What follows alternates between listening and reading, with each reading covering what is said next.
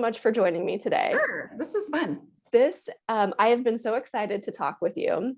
Thank you. Just to tell you a little bit about me and kind of why I'm in this space is that I have been in marketing and business development for nearly my entire career, which has been about 20 years. And my passion has always been in service-based small business, and particularly working with female service-based small business owners. And so over the last couple of years, my marketing agency has just kind of evolved into now I help a lot of professional organizers.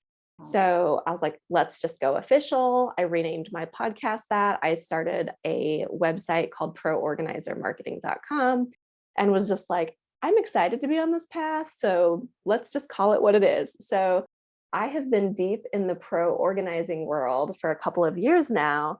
And I came across your books, your blog, your books, and loved what you had to say.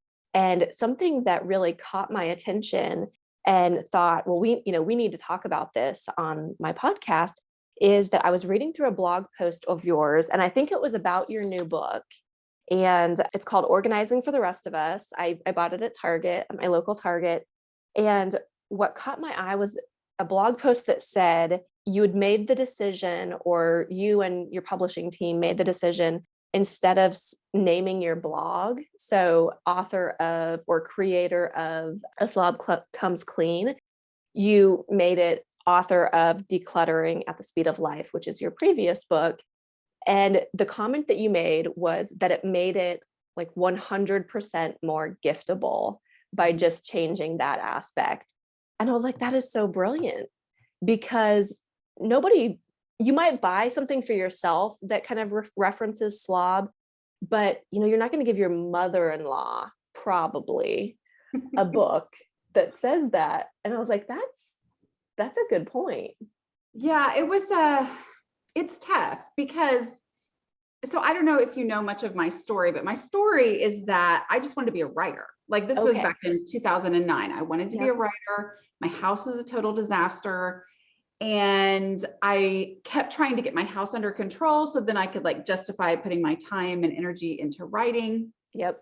And I couldn't do it. Like I couldn't do it. Like I would try and I would try. And I'm a project person. Like I'm a throw myself into things. I can figure things out. I feel very competent in other areas of life. And so I had always assumed that once I was, a stay-at-home mom and would have nothing else to do, that I would like, oh, well, I'll just figure out housekeeping like I did with, with my jobs and my careers and things. And so it didn't happen. And in fact, it was the thing that broke me. I mean, it was the thing that made me go, there's something wrong with me. Like, I can't do this. I don't know what is wrong with me. I try. So starting a blog back in 2009 was a compromise for me of, okay, I can write, learn about blogging, because, blogging was a new thing back then. Yes. I remember blogging myself, 2008, 2009. There were like the blogger conferences and Blissdom and all of that sort of stuff. Yeah. I went to the one that was in Dallas. I went to that one, but so I wanted to do this, and this was my compromise. I'll figure out my house and this will like keep me focused, because I always thought, well, I'm just not focused enough, and I don't stick with it long enough or something. And so I started that thinking it was going to be temporary practice, like couple of months, I'll have this all figured out, and then I'll write about stuff I'm actually, competent to write about. And it's 2022 right now, and the joke's on me. So, but what I realized over time, I used the word slob, but I also wrote under a pseudonym back then. Like I call myself Noni, short for anonymous, because this was my deep dark secret. Like this was the thing that I was so ashamed of. I didn't tell anybody what I was doing. I didn't tell my husband what I was doing. I mean, like I was embarrassed. I didn't want anyone to know this was my big struggle. So, but I realized over time how powerful it was that I used the word slob. I mean, I put myself in this situation where I had called myself a slob, even though not to anybody I knew, Sure. And it was like, there's nothing worse to call yourself. I mean, like that is the word I had avoided my whole life. I had justified and said, I'm not a slob. I mean, all these different times that I had said, no, no, no, no, I'm not a slob. And I finally was just like, you know what, I'm going to stop pretending and I'm just going to figure this thing out. And I'm going to stop pretending it's not that bad. And it really was powerful because over time, first of all, I thought I was the only person in the world who struggled like I did. And it turned out that there are a lot of women who struggle the way that I do. And Yeah. as they started to interact with me and say, this is how my brain works, I saw that they were highly creative people. And I was like, wait a minute. Okay, so this slob thing in our brain and this highly creative way of seeing the world that, not everybody sees it that way, Yeah. those two things are related. And so a lot of that helped me into this time place of self-acceptance, of realizing, okay, this is how my brain works.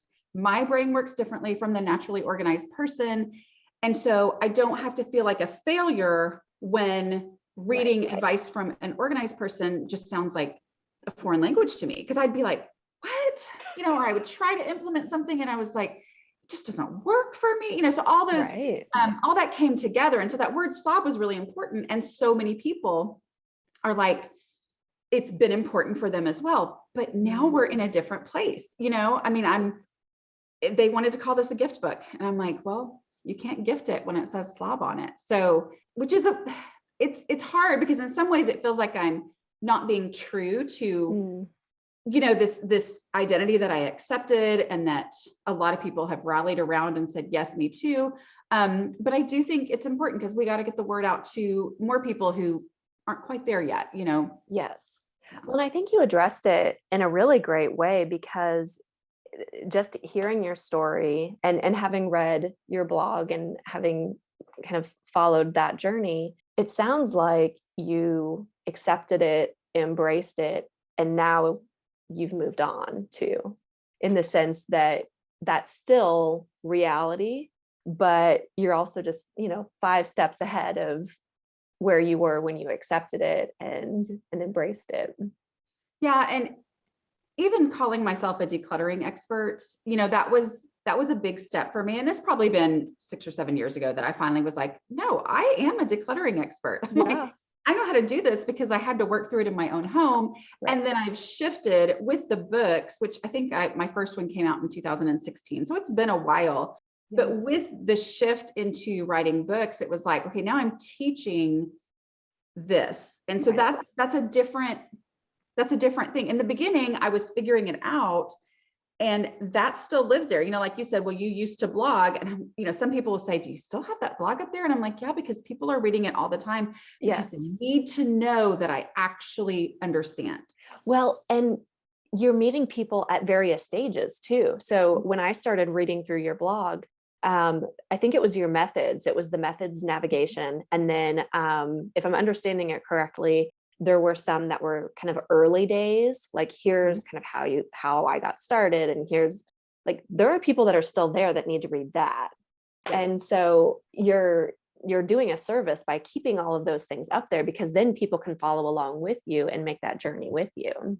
And the person who is completely hopeless, which is who I consider to be my target audience, because that was me. I was like, I tried everything. It doesn't work. I'm broken. There's something wrong with me. Yeah.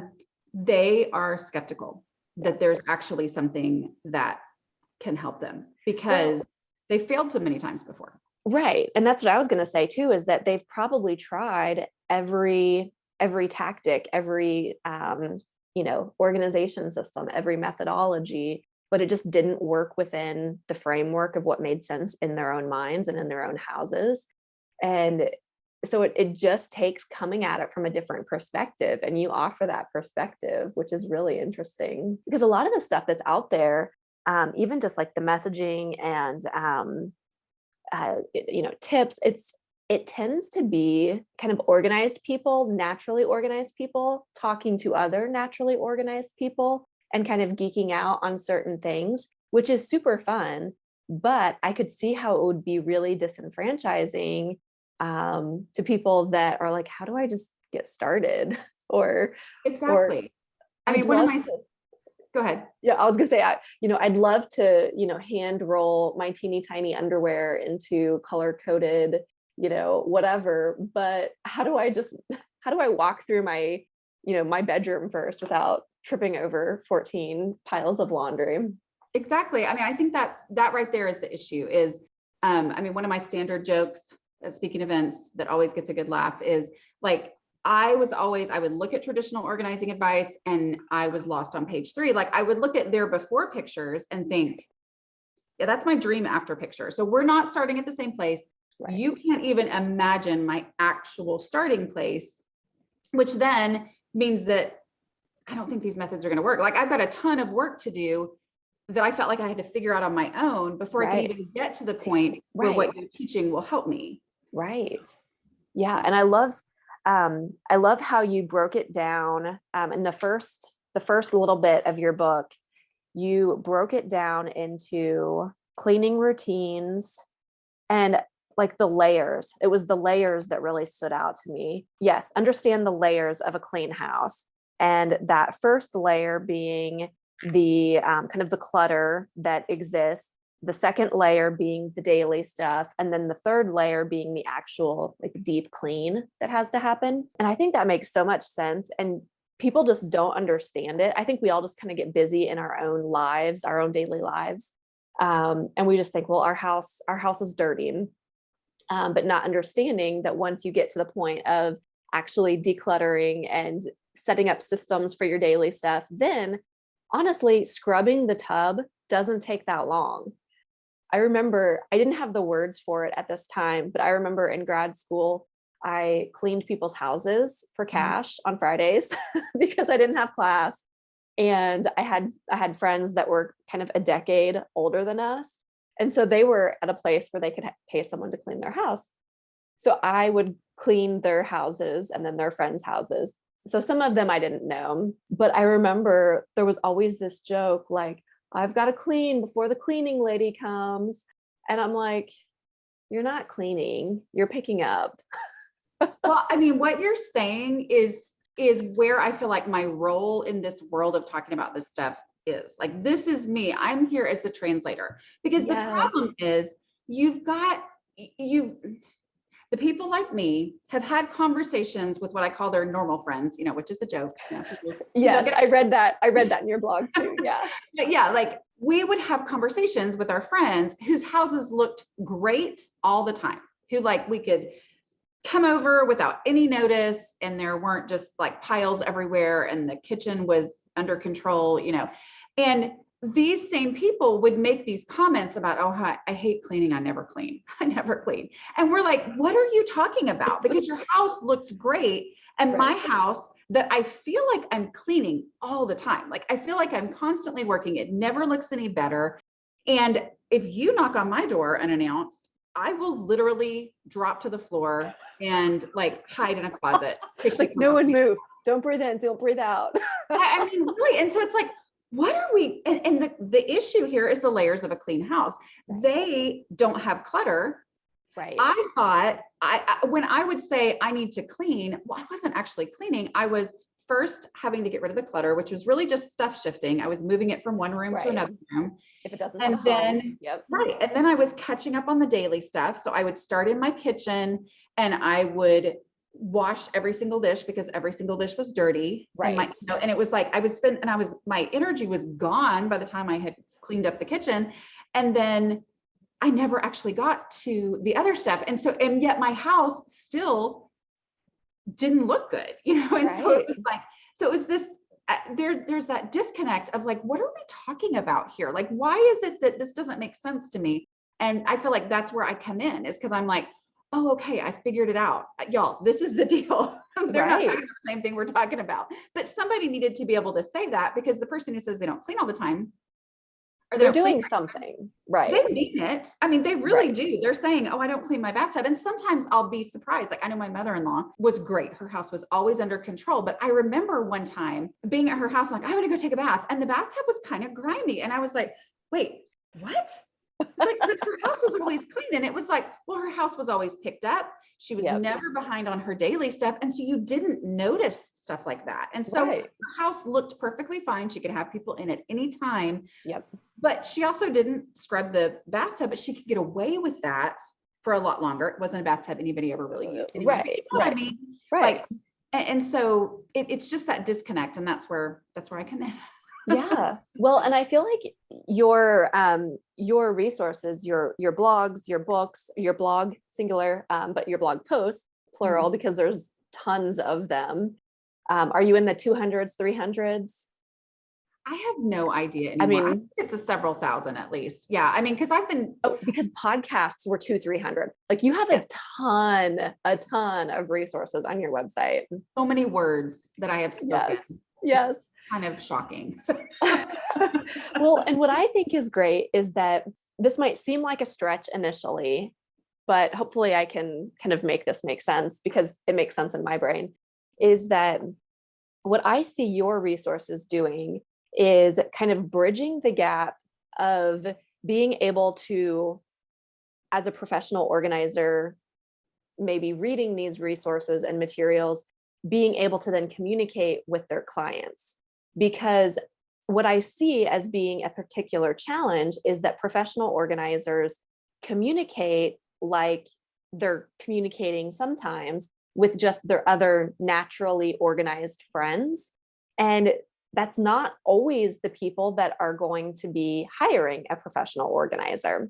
And so a lot of what I end up doing is talking through, how do we talk about pro organizing as something that is accessible and attainable, and something that you want to get started on and you want to hire someone to help you with if it's not your natural tendency. And I feel like your resources give a lot of kind of bridging that gap of language. Yeah, no, I agree. I've even from the very beginning, when people would say, oh, okay, I'm understanding something that I've heard before, but I've never understood it, or people have casually referenced it as if everybody knows. And now you've explained it and I get it. So I kind of see myself as the translator on Yeah. that. I always give the example of the 1 in, 1 out rule, that like Yes. organized people are born knowing. And I can remember the first time I heard that rule referenced. And I remember it was at like a mom's group or something when my kids were little. And there was a speaker and somebody said something about, what about like when you buy a new pair of socks? And she said, oh, just 1 in, 1 out.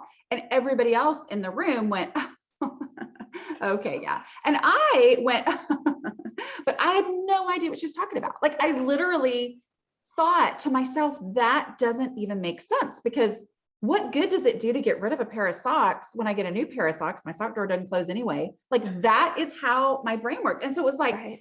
until I actually, like what I call the container concept, which is the thing, Yes. like I hear from professional organizers who will tell me, okay, now I understand why they were like, I would tell them something, my client something, and they would like just glaze over. And it's like, I couldn't get them to understand. And it's like, Yeah. I did not know what containers were for. I just knew organized people liked them and they put stuff in them. So I would buy them and I would put stuff in it. And my house didn't look anything like it. I wasn't using a container as a limit. Right.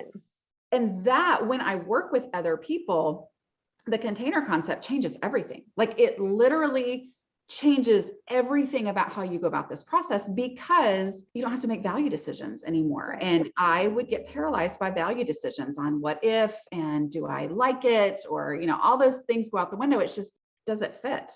I mean, It's like not shoved in, but does it fit? right. Yeah, Like kind of like a policy just kind of removes the emotion from it. absolutely. Like I can't buy any more books because I have this, I have these 2 bookshelves. And if they're full, I'm not going to buy more bookcases. Mhm. So I have to limit my books to what can fit in my house. Yeah. Well, and when I'm working with another person, it's such a freedom thing to get to blame the container. Yes. And it lets me, every answer gets to be yes. You want to buy a new book? Absolutely. Which book are you going to get rid of to make room for this one? It's Yeah. not me saying that you have too many books, which I honestly think is the main reason why people who desperately need it, hesitate to hire someone to help them, because they are afraid they're going to be judged. They're afraid Right. they're going to be questioned on things. We're like, I don't know why I like it so much. I don't know why I keep it. But the container gets to be the bad guy. So you want to Yes. keep it, you can keep it, but you can't keep everything. So what are you willing to get rid of in order to have room for this? And then that way there's not that value judgment going on, because I mean, I was a theater arts teacher. So, I mean, I could literally find a use for everything. I mean, Sure. I mean, anything could be repurposed, anything could be used. And yet people who don't think that way would be like, what? Why would you need that? And, sometimes I was in the mood to be funny about it and explain. And sometimes it would just make me hold on tighter because I'm like, I shouldn't have to explain this to you. You're not me. And, so it's that power struggle that happens, and the container, understanding the container concept takes away that power struggle. Right. So, Well, and I feel like being able to share tips about those kind of high level things, like the 3 layers of clean, the container concept, and some just kind of awareness and education pieces like that can really help capture attention or create visibility for people that maybe want to have a more organized life, a less stressful home, but really just kind of don't know where to start. And so that's what we end up recommending a lot, is sharing content and sharing social media graphics that share simple tips like that, because you're kind of casting a net of, look what your life could be like, even if you don't know where to get started. Yeah. I have a question for you. You mentioned when you're working with others, and so I was wondering, have you gone through, have you offered services as an organizer, or what do you mean by that? So Or kind what of I coaching do, people? yeah. So what I do not, as a business, go into people's homes and have them hire me Yeah, to, I get asked to do that a lot. I'm sure you do. Yeah, but the reality of my business model is that I teach. And so as I explain to people, I'm like, I can't, if I do that, I can spend a whole day doing this, or I can spend it creating content that then reaches, a lot of people. And Exactly. I'm also the person who, like, there is such power in working through the pain of decluttering your own stuff that will then change how you really, so there's a lot more value for me in that. What I do is I will do coaching sessions on my podcast. Okay. And so I do, I would say 1 or 2 of those a month, where we go through and we talk through their decluttering challenges. I also, last summer, and then I'm going to be starting to do it again, I will go into people's homes who are willing to be on YouTube. Okay. And I call it a 1 hour better session, because my whole decluttering process is, I'm not sure if you've gotten to that part in the book, but it's the whole declutter without making a bigger mess, meaning we have progress and only progress, and we're never like left worse off than we were before. So we don't pull everything out. And that means that in any amount of time, you can make an impact. And so I'll go into somebody's home and we will work for 1 hour. Like, we set the timer, we start the camera, and we work for an hour. Of course, we edit it down and don't put the whole hour on YouTube. Sure. But I do that as a teaching thing. Like, I'm willing to come and help you. But it's a teaching thing. And so it needs to go out. And it's been really fun. And it's very helpful for people, because they see, oh, if I will work for 1 hour, I can make a huge impact on my home if I'm following the no mess method. If we pull everything out and we work for an hour, well, then you've got all these things left to do and you can't actually, but like, my whole thing is, you work for an hour, you step away, there's nothing left to do. It's either in the trash or in your recycling bin or your donate box, or it's in its final home, because you've made that decision through the decluttering process. Yeah. Oh, sorry. I was just going to say, and that is so much more feasible and less overwhelming than some of the methods I've seen others do. So like, I think the Home Edit, their TV show, they take everything out of the kitchen and then they organize it by category, whatever, which makes a really satisfying before and after. And maybe the key is that they're paying, no one's leaving that mess there. Right. Because they're being paid to start and finish in the same day. But, like you said, for the rest of us, for us regular human beings, we've got to go pick up kids at 3:30, or, something happens and then you've got this whole big mess. And so I think that's a big thing to overcome, just being able to Yeah, I think It's hard to get started when that's the whole big process, I guess. yeah. And I hear from the number one complaint that I hear from people who, because people send me all their stories about all kinds of stuff, but if the complaint that I hear about people who have hired someone to come in and help them is that they pulled everything out. And then, my people they have a lot of stuff. This is not like, oh, my house is nice, come in and make it nicer. I mean, these are people who are truly desperate, which I know is who a lot of people really want to help. They want to help the truly desperate. Right. But it's a huge vulnerable thing to even ask someone to come in and help you. And somebody described it recently on a YouTube video. I thought it was great. She said, yeah, I had somebody came in and they left me with a ton of homework. Like they pulled everything out, put everything in piles, left, and told me it was my homework.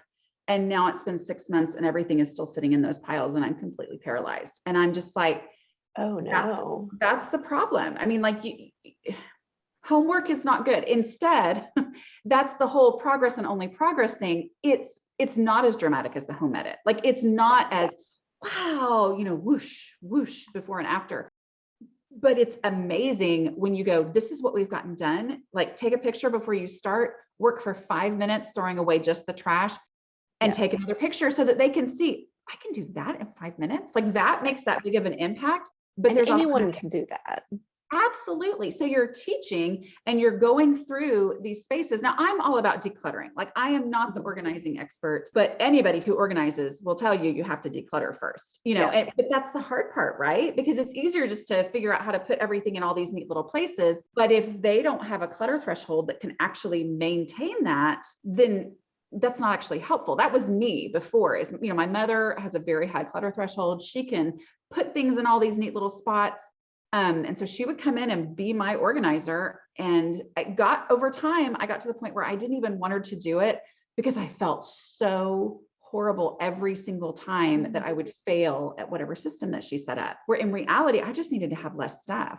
Like the decluttering, what it was all about, but she didn't feel like she could get rid of my stuff. So working with someone through the decluttering process is really a valuable thing to do. Well, and that's such a good reminder of remembering to meet your clients where they are.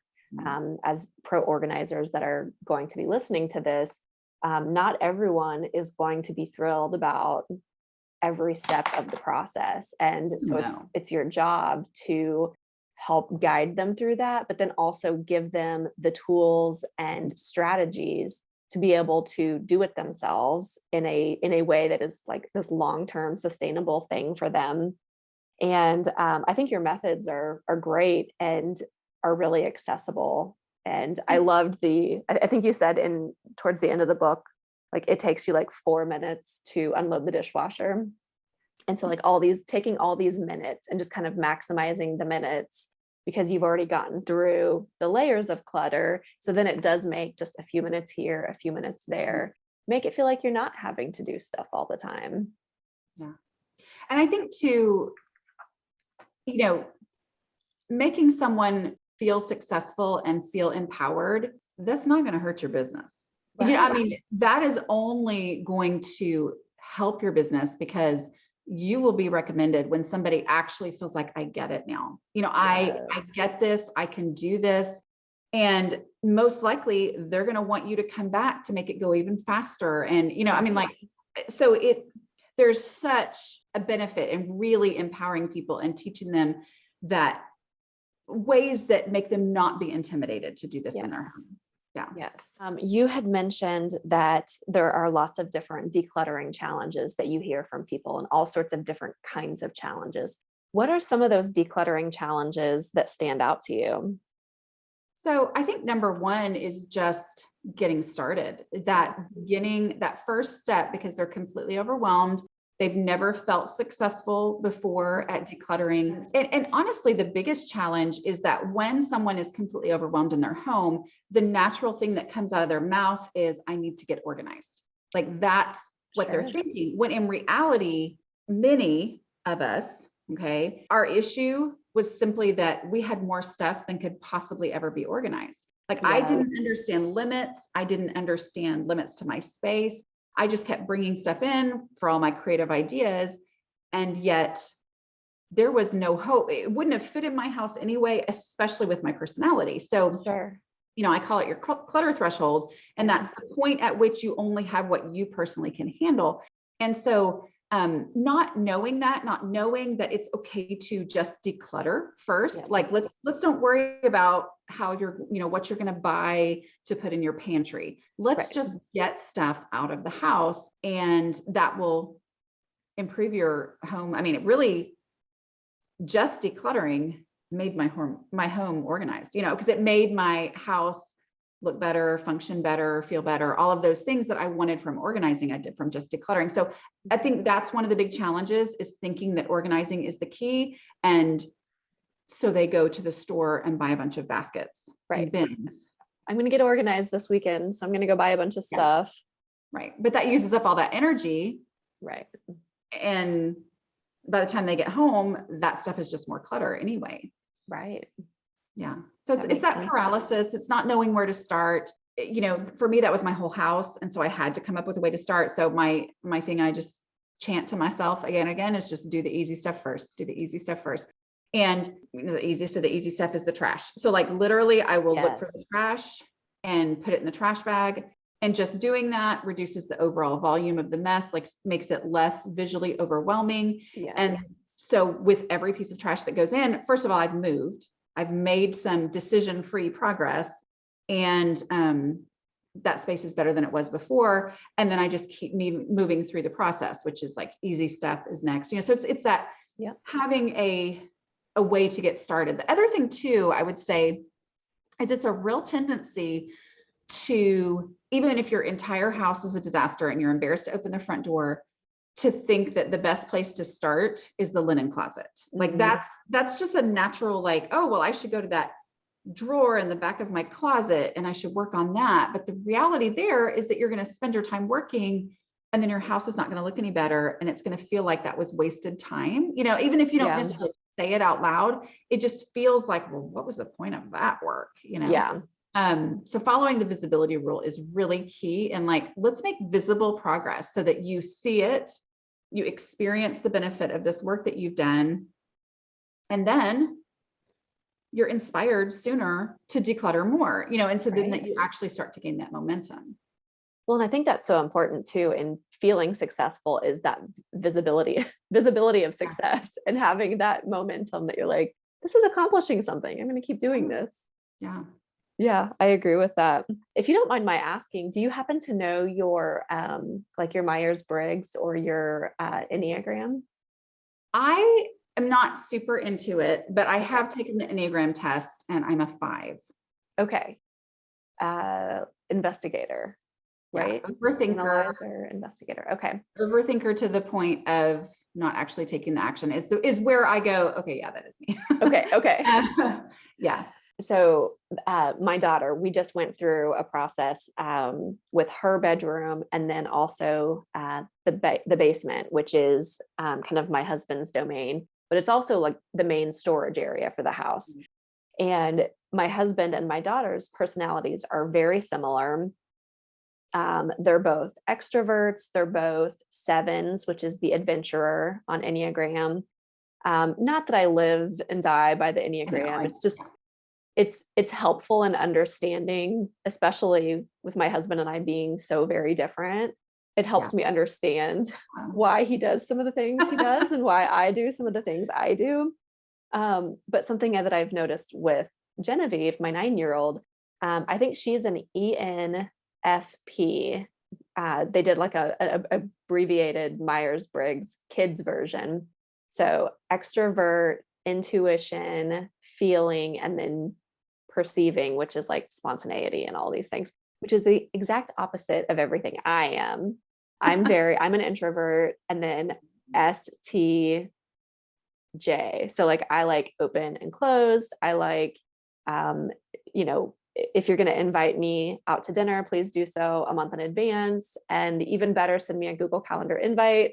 I do love my Google Calendar invite. Yes. So much. And my older daughter, like her room is, she is also an ISTJ. And so her room, my home office, our bedroom, like it's all, everything has a place, every thing has a home, like all these things. But then my husband, Aaron and Genevieve's spaces are just like, and it's been this kind of long-standing struggle. I've just given up with my husband. Like he owns his own dresser. Like I don't care what he puts on top of it. That's not my problem. But with Genevieve, she would get so upset about her room and just kind of the disarray and just whatever. But she's this super creative personality, like always has all these really interesting things going on in her mind. And I remember she actually cried. We watched, I can't remember what, if it was on the Discovery Plus network or what it was, but we watched Hoarders, and we watched a couple of episodes just because, the drama. And one night Genevieve was like, "Mom, am I a hoarder?" And she was crying. And I'm like, "No, you're not a hoarder. I don't think you're going to be a hoarder." I was like, and she just wasn't going through the processes of deciding what to keep, deciding where things were going to live. And so I just kind of wondered if there was a personality type that you see that you've either noticed in yourself or noticed in people that you've coached or taught, if there's, something to kind of the clutter pieces. I mean, we are a lot of fun. Yes. Here's what I'll say on that. I'm surprised at how different we are, like at how many types. I mean, I have, people who are like scientists and math professors and all that, and a lot of theater arts teachers, and so it's like there, but I do think it's that creative, like we don't see the world the same way. I was talking with somebody this morning in a strategy session, and we were something about how it's like a lot of times organized people will be like, "Oh, you can't function in that space." And I'm like, actually, the problem is we totally can. Like we can get totally consumed in a project. Meanwhile, there's clothes all over the floor and we're just able to do this. And so it's like, that's part of the problem. And then all of a sudden one day we look up and go, "Oh no," or we can't find our keys or whatever. And so that's part of the problem. And so like with your daughter, that was me. My mom tried everything. She tried to help me. She was so great. But the one thing that I know now, because this is what I do for a living is talk about this stuff, is that she didn't understand I had a very low clutter threshold. She had the high clutter threshold. She has the mentality that you need to have everything you could ever need for any situation, but she can also keep it under control. Okay. I mean, she can keep it neat.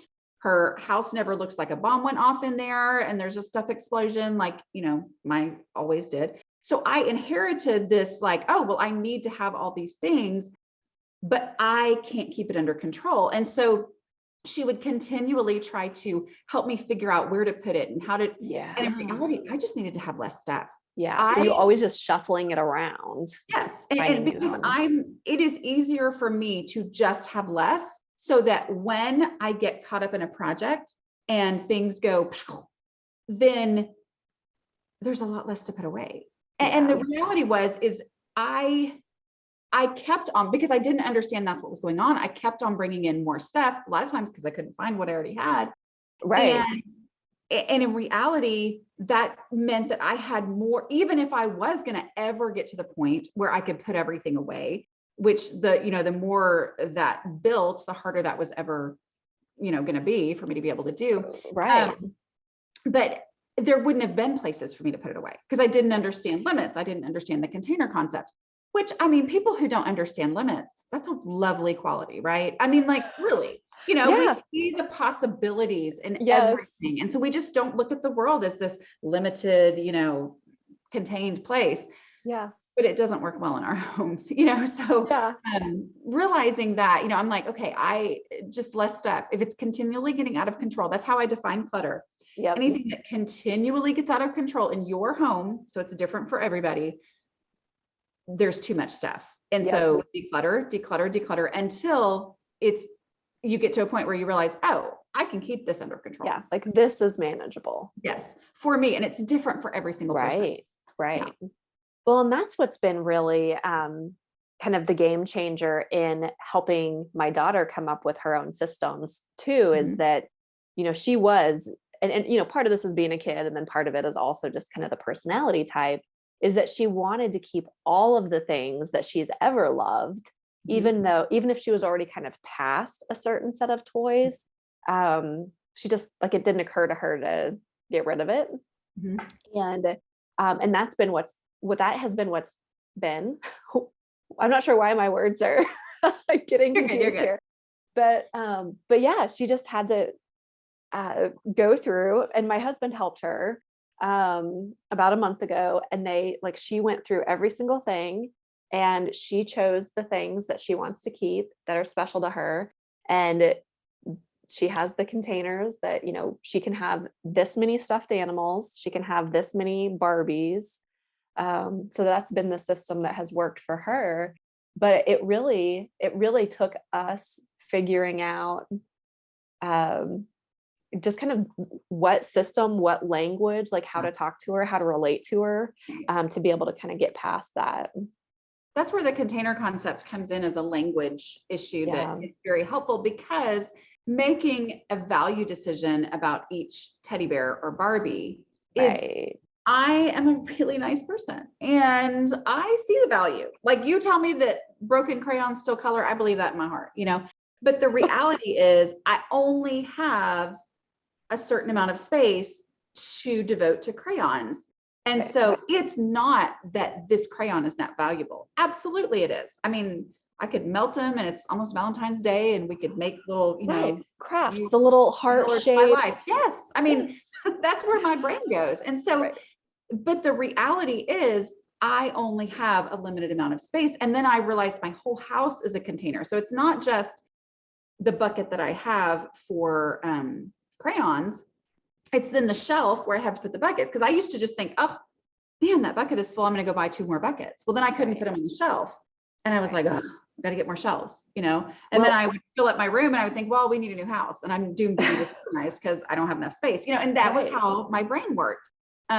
So blaming the container and being like, okay, well, this is the size of the bucket that we have, because this is what will fit on the shelf, because this is the shelf that we have in the room, because this is the room we have in the, all those things made me go, oh, okay, well, then I can't keep them all. Like, it somehow just breaks through those attachments that used to be so strong. I just would be paralyzed. I couldn't do it. Right. Well, and that's just kind of, that's the art of speaking the language of kind of how you had to talk yourself through it. And then how a professional organizer can help talk clients through it, is really just understanding where they're coming from so that they can tailor their language to what's going to make the most sense for them. This is a little bit different, but kind of similar. I tend to have anxiety, and I have to manage my energy.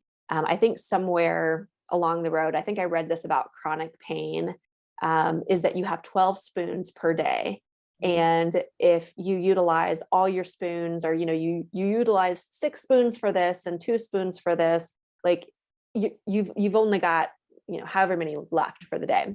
What I have had to do with myself and my kind of self-talk is in the energy management of clutter. So what you were just saying about, taking the crayons, seeing the crayons, thinking about taking them, making them into a craft, it being Valentine's Day coming up, and creating these little heart-shaped things.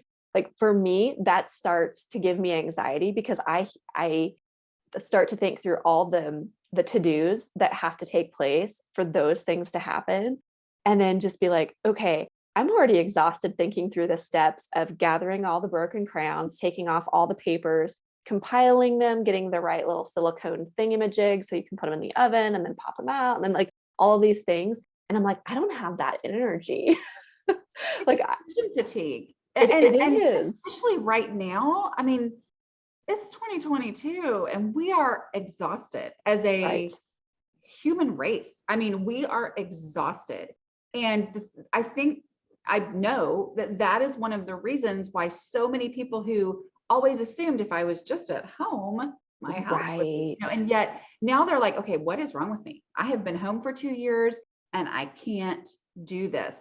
Well, it's because of the decision fatigue and Right. the idea that dealing with your stuff, your clutter is going to be just a big old pile of decisions to be made. And so Right. like my process takes the decisions out of it. It's just Yep. the first 3 steps have 0 decisions. It's identifying trash, identifying what's easy, has a home already, I'm going to take it there. And anything that's just easy to donate. And even the steps, there's no decisions in there. It's all instinct based, Yeah. nothing to analyze or have angst over. It's just, where would I look for this first? I take it there. If it doesn't fit, I have to take something out to make it fit. I mean, like it just takes all that away because my brain will spin out on all of those possibilities. Yes. Well, and something worth noting, at least for my type of personality too, is recognizing what's trash.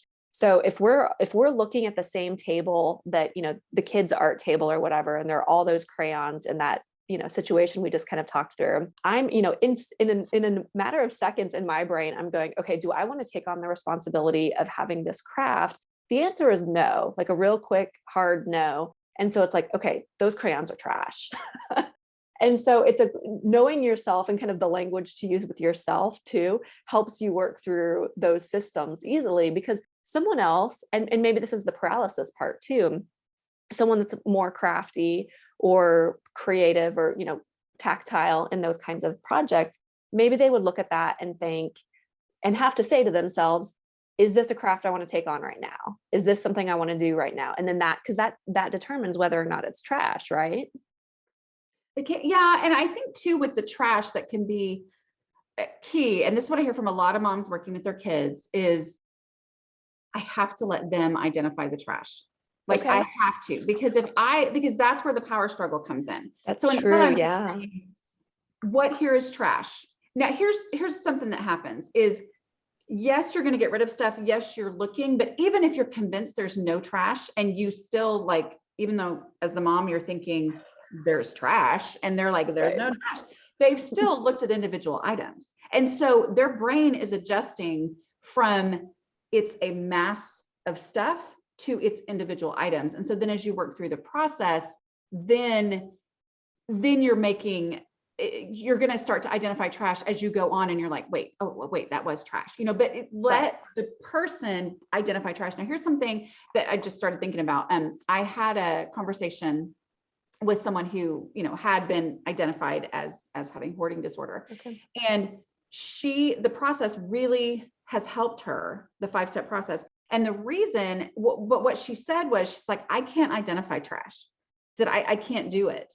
If you ask me what's trash, I don't see that anything is trash. She said, Because it has value, because she can sell it or she can use it. Well, even like she said, I have to ask myself the 2 decluttering questions about everything, even like a gum wrapper. I ask myself, where would I look for this first? And then as soon as I ask that question, my brain realizes, oh, that's trash. But when she just was looking for trash, it wasn't obvious to her. Like she couldn't see it. But then when she asked herself that question, the first decluttering question, which is where would I look for this first? Then it's like, it just kind of shook through. Oh, wait a minute. I would never look for that. That's trash. Okay. So That's brilliant. It's these instinct-based answers where the person who has to be the one to let go of this stuff is the one making these decisions, but they're not angsty decisions, because otherwise, if you get fixated on that's trash, well, you're not getting anywhere, right? That's I true. mean, like, and then they're just going to be resistant to anything that you want to help them get rid of. It's like now they have established that you're the enemy. You think I'm dumb because you're calling my stuff trash. I mean, there's just a real pain point that happens there.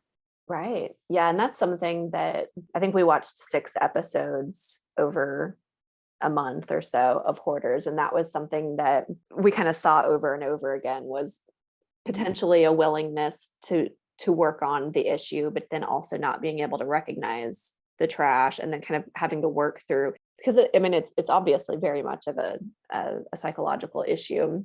And there are professional organizers that specialize in specifically those kinds of conditions. And then there are organizers that specialize in kind of that, beautifying all of the things that you have into these cute little containers and systems and things. So there's just such a broad range of organizing services that can be offered. And there's such a broad range of people that can be helped. I think that this conversation has been really interesting in thinking through, as a professional organizer, kind of which niches or which markets, which people you personally help best. So I think it's important to think through that as a PO. And then putting yourself in that person's shoes, and rather speaking to yourself or another potentially naturally organized person, using some of the language that you've used in your resources, and really breaking down that process so that the people feel like they can get organized, that this is attainable. I think that's really helpful. I have a couple of questions on like the psychological triggers that get people to start the decluttering process. I know that there are like lifestyle changes, like the big obvious ones, like, your mom is moving into an assisted living facility. And so you might need help going through her things. So you might call a professional organizer. Are there triggers that you've noticed that kind of happen that make people want to pick up the phone to have someone help them with this process?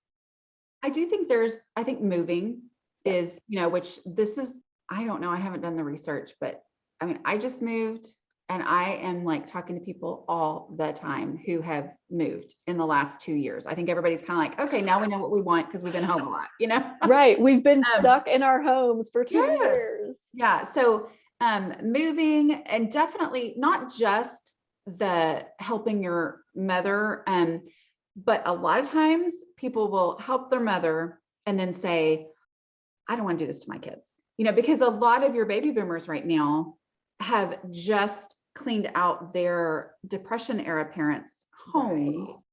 And so they're like, I'm ready. So I mean, that's a large part of my audience is baby boomers. And yeah, but I think any type of life change, any kind of a step like that. Yeah. I mean, I think it's one of those things where I always found it offensive when people would say things like, oh, I guess they want to live that way. I mean, like most of the people whose homes are out of control, we didn't want to live that way. Like I always hurt my feelings when somebody's like, oh, because nobody ever said it to me because I wouldn't let them in my house unless I'd shoved everything in the master bedroom, but I would hear them say it about other people. And I would think, no, we don't want to live that way. We just literally don't get it, and so I think there does come a point of desperation. For me, it was when my oldest was a baby. So he's 20 now. Okay. And it just hit me that I think his room, I mean, he wasn't even old enough to play with toys, but his room was a mess. And I was like, oh yeah, this was not magically solved by me being home and this being my focus. And so there's something actually wrong with me. And so I think those life transitions, life changes, and just, moments of desperation. I think right now, honestly, people are just desperate to change their houses. I mean, to make their houses more livable. And they may not quite understand yet. They may think that organizing is the answer, when actually they just really need to get rid of a lot of stuff before they can ever even think about organizing, So I think there's a lot of value for professionals, decluttering coaching, making that something where you say, this is what we're going to do first. Yeah. Well, and that's something that I'm seeing a lot of, and it seems like it's been, because we've been in our homes so much over the last couple of years, we've kind of seen, I think maybe we've all had this realization a little bit like, oh, I am home and the house is still a mess. And we're realizing that the systems or lack of systems don't serve us. And so we were all trying to figure out what would work better. There was something I was going to say about that in the demand. I was going to tell you, and you can cut this if you need to, but I am working on a decluttering coaching certification in my method. Okay. So anyway, that's going to be Great. in the next couple of months. But Okay, cool. I think that's great. I think that there's so much demand right now for these kinds of organization systems and tools, whether it's a person hiring someone to help them or going through a course themselves and kind of being taught how to do this. It just seems like we're kind of in a phase of the world that this stuff is in demand. And so I love that there's a lot of different ways to come at this. And I love that you're offering just a really accessible way to talk about it. And it's stemming from you being vulnerable about what you felt was a shortcoming or a challenge. You know, you'd said that you'd felt some pretty deep shame about it. And absolutely. I think that is really important because it helps get to the heart of what, you know, what clients can feel, how they feel, maybe when they're making that phone call, and how to speak to them in that. I think organizers can tell when they walk in, is somebody excited that they're there, or are they petrified Yeah. how this is going to go? You know, like, you know, and I would have been the person who was petrified, like, I need help. It was a lot to reach out for this, but Yeah. what's this going to be like, you know? Yeah. Well, I think you offer some great resources. I highly recommend your blog, and it's aslobcomesclean.com, right? And people can find you there. I think we mentioned a little bit ago that there's a ton of blog posts from all the way back to 2009, a ton of podcasts. And then you have a great page. I think is it Get Started in the navigation, or methods, and then Get Started, I think is maybe the post title. I'm actually having a blog redesign, so it might be different by the time Oh, this okay. But yeah, Okay. it'll be the same basic things, but I'm not sure exactly where on the page it'll be. Okay, perfect. And then your new book, which is Organizing for the Rest of Us, which I got at Target and love. My glare is kind of getting it. But this is your third book, right? Yes. Okay. Yeah. So you have lots of resources that that people organizing their own homes or professional organizers also can utilize to better serve their clients. And I appreciate you taking this on and sharing your struggle, but then also your gift with the world. Well, I think thanks for having me a lot on. of value. Thank you. Thank you.